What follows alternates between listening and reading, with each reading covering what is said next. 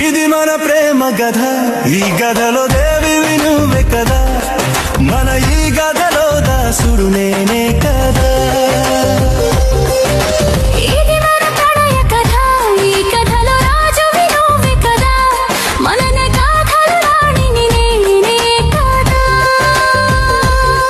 నా ప్రియ అందానికి నే పూసిన ప్రేమ గంధానికి ఈ పార్వతే పరవశమైన ఎదపై వాలే.